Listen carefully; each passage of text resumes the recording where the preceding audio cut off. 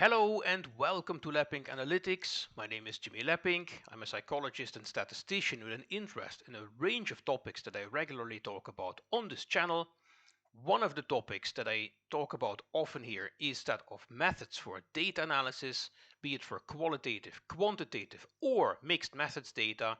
And in this video, I'm going to talk about a paper that was published last week in the open access journal CERES Health and Education Medical Journal, which is a fairly new journal where you will find interesting research in the areas of health sciences, education, medicine, and related topics in three languages, being English, Spanish, and Portuguese.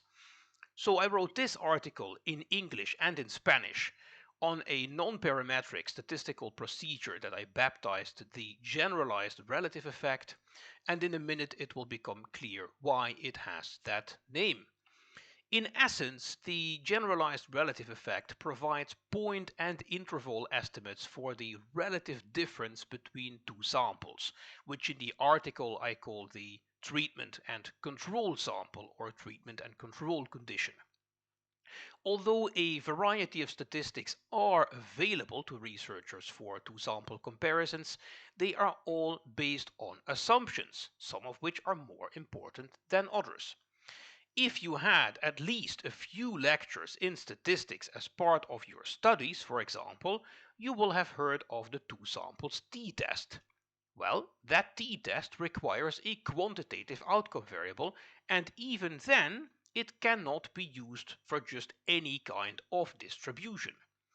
And given that in domains like the social and health sciences, both qualitative and quantitative outcomes tend to be important, and mixed methods research is about integrating qualitative and quantitative outcomes, it is desirable to have statistics that can be used across levels of measurement, nominal and ordinal representing qualitative outcomes, and interval and ratio level of measurement representing quantitative outcomes.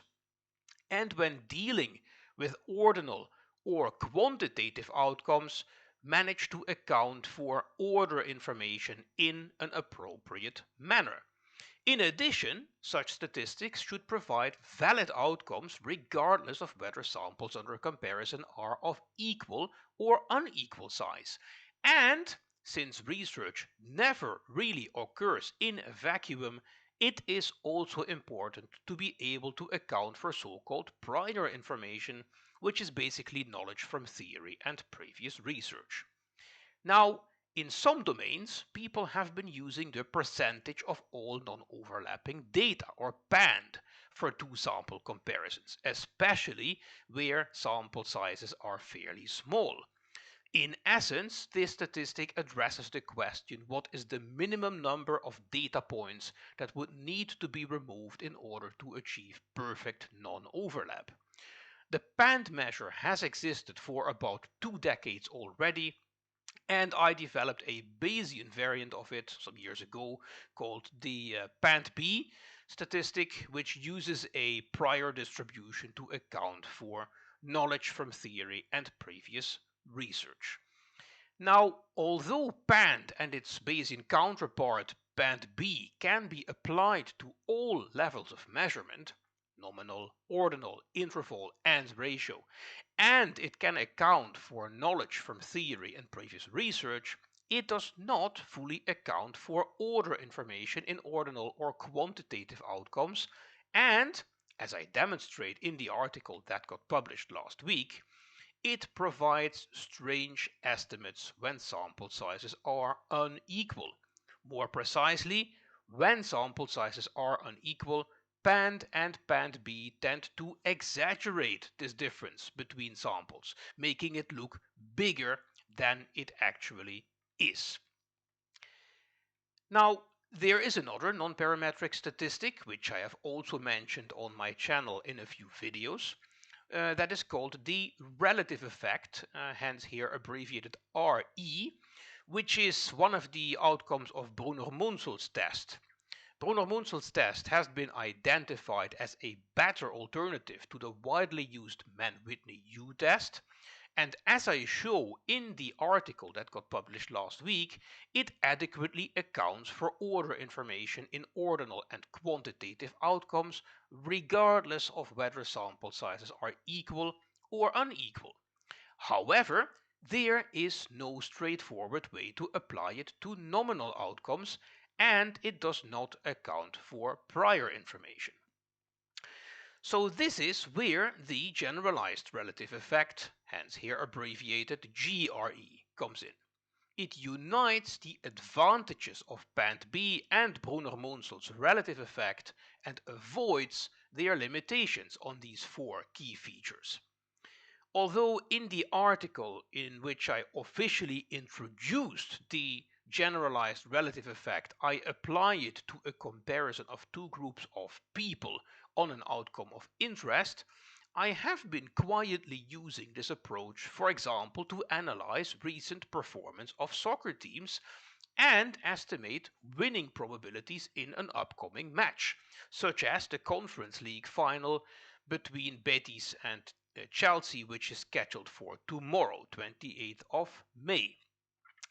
And I'm not going to give away details from the paper, because the paper is available open access and provides a step-by-step tutorial for how to use it and how to interpret the outcomes.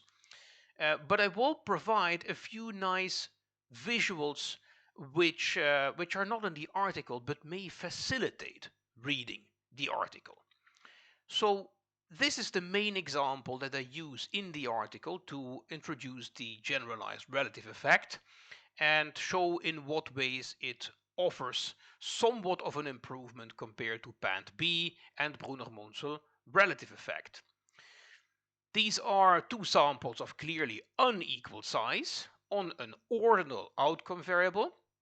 Ordinal because borderline is better performance than poor, satisfactory is better than borderline, excellent is better than satisfactory, but there is no guarantee that the difference between each pair of subsequent categories is always the same, so ordinal outcome, which means that we should not be using, for example, a two samples t-test or some other statistic that requires at least interval level of measurement. The fact that this is done in many places doesn't mean it is a good practice.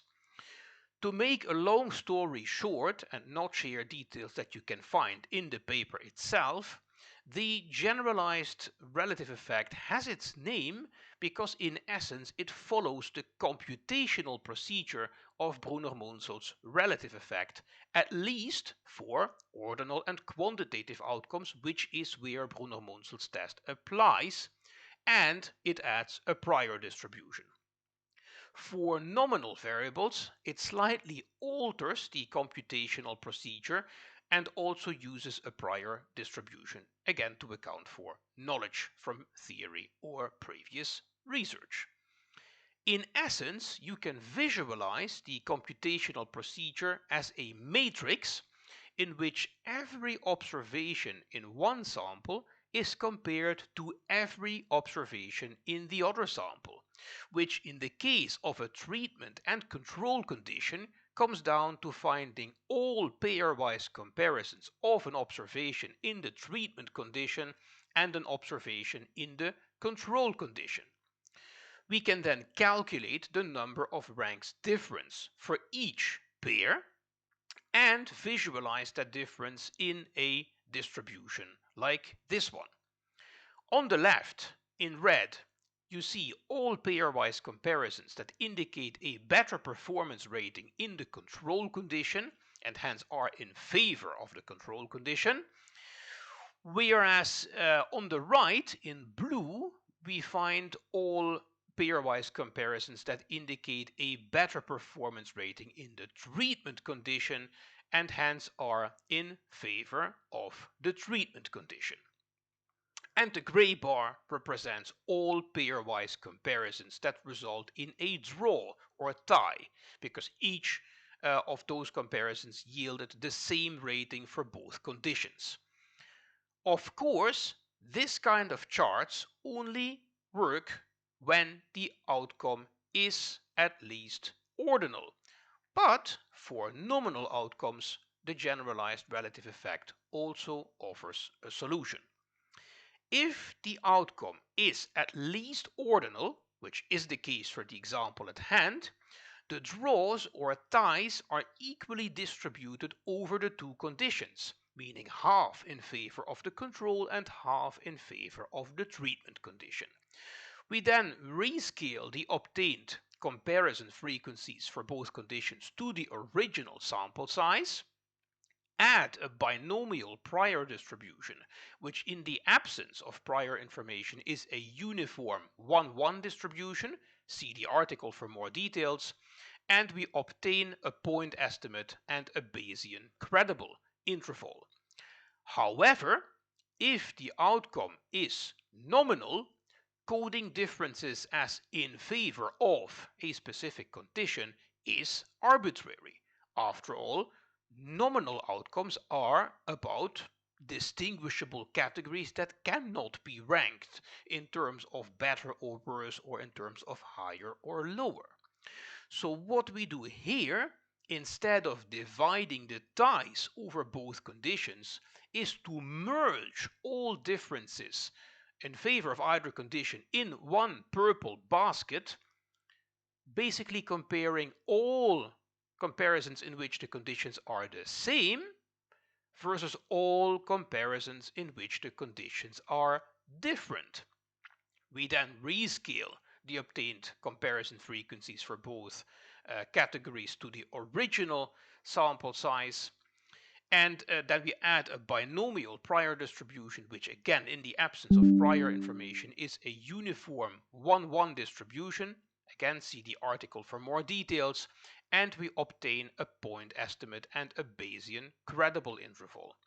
So in essence, the generalized relative effect closely follows the computational procedure of Brunner-Munzel's relative effect. With a default 1-1 prior, it yields point and interval estimates similar to those of Brunner-Munzel's relative effect, especially for increasing sample sizes. And although the latter does not apply to nominal outcomes, meaning Brunner-Munzel's relative effect, the generalized relative effect also works for nominal outcomes, and even for those outcomes still follows the computational procedure of Brunner-Munzel's relative effect as closely as possible. I will not give further information because you can find all information you need, including a tutorial of how to use the generalized relative effect with basic R code and guidelines for the effect size interpretation in the open access article via the link below. And while you are at it, also check some other content of this young journal of CERES Health and Education Medical Journal. Having said, thank you for watching, thank you for listening, have a good day, and I hope to see you soon on this channel again.